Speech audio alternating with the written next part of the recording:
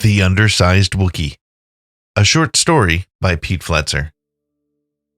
Wookiees are, by most accounts, some of the most frightening sentient beings in the known galaxy. They average nearly 2.5 meters in height, are covered in thick fur, have the strength of multiple humans, and are well known to have a very foul temper should you upset them.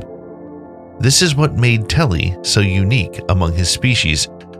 While he was, in fact, a full-blooded Wookiee, covered generously in black hair with streaks of brown and the strength of many men, he was merely 1 1/4 meters tall and had a heart that eclipsed his stature. Telly would give you the pelt off his back if the circumstances warranted it, and were it actually a removable part of his body. He had the technological curiosity and natural affinity for spaceship piloting of his ancestors, and at his smaller size, would fit comfortably in most pilot chairs made for average-sized sentient creatures without modification, making him what would seem to be the perfect co-pilot. In addition, his propensity to think, "How can I be of service?" before, "My goodness, this person is quite difficult," made him the perfect traveling companion. One would think that having many of the most fearsome traits of the legendary Wookiee species, coupled with several quite unexpected endearing ones, would be a wonderful gift. Telly certainly did. But Wookiees, unless properly introduced by a traditionally more friendly species upon first meeting, tended to frighten the locals at spaceports from Alderaan to Tatooine, regardless of their size. Telly had made no such acquaintances. He had no counterparts to introduce him to anyone. He traveled alone, taking the odd job here and there to get by, and had been doing so for most of his 123 years. Telly's modest stature and atypical grin, meant to extend warmth and welcome, often sparked unease rather than the intended embrace among those he encountered. At this moment, he walked into a slimy cantina in the Ord Mantell system after stowing away on a Rhodian freighter, and was greeted by the not unexpected looks of confusion and unearned disdain. He held up his arms and said, "I'm not going to hurt anyone. I'm just here for a drink."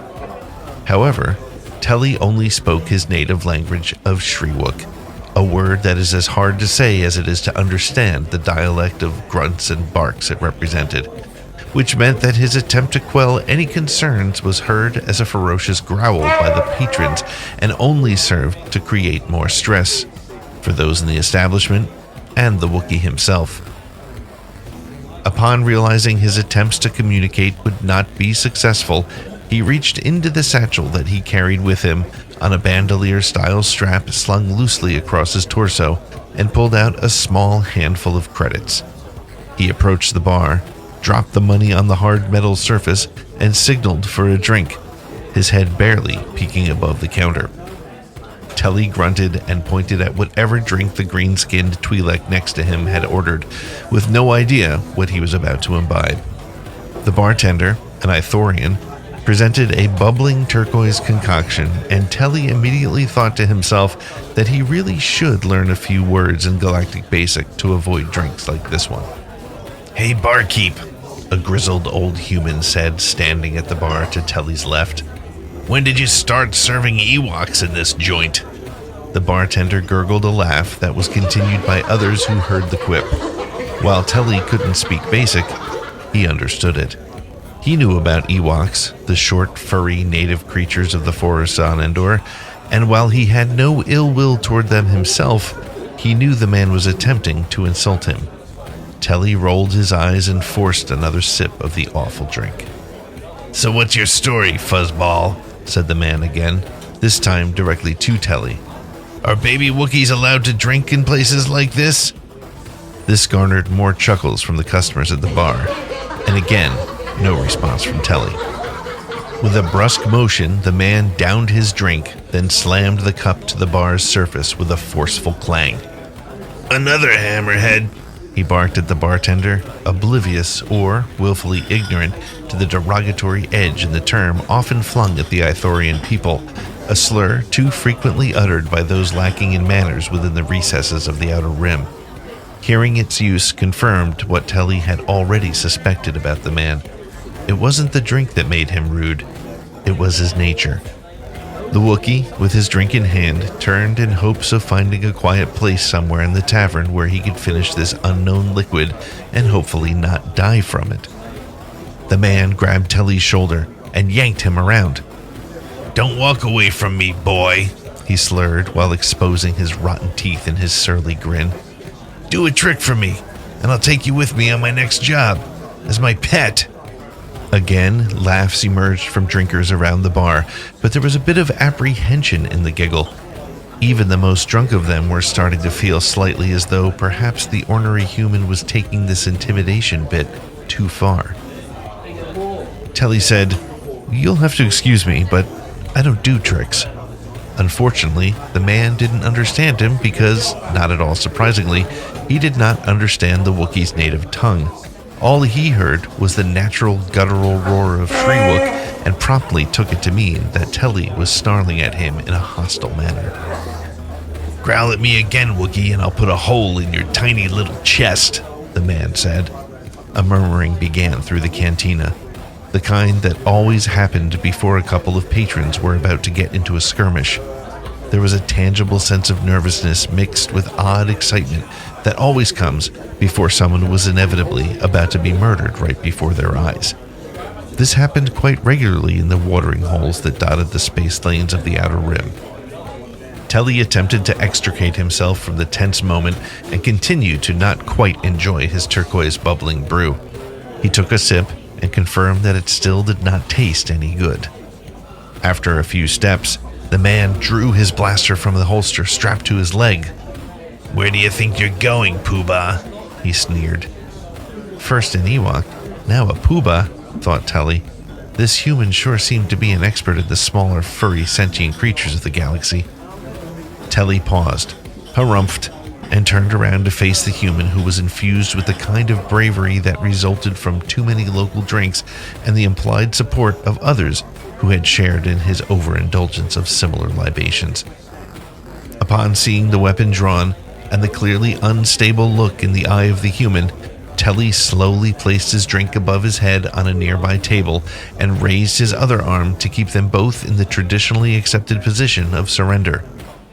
"I said," the man started, "do a trick, Wookiee, and maybe I'll let you live."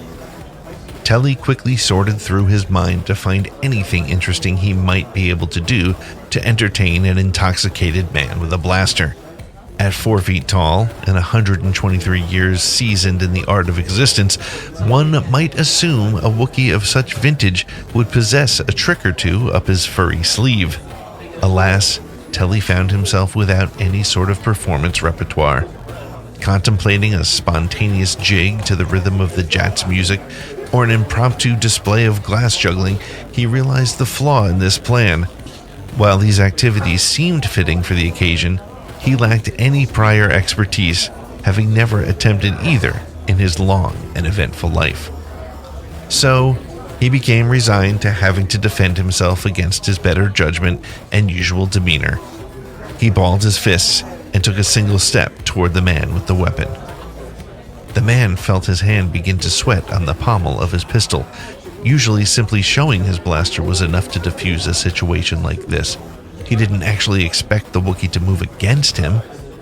The unexpected response from Telly left him unsettled, and a sense of unexpected dread rushed to his temples, adjacent to his sweaty forehead. Rustling murmurs slowly subsided as the tension became quite real in the room.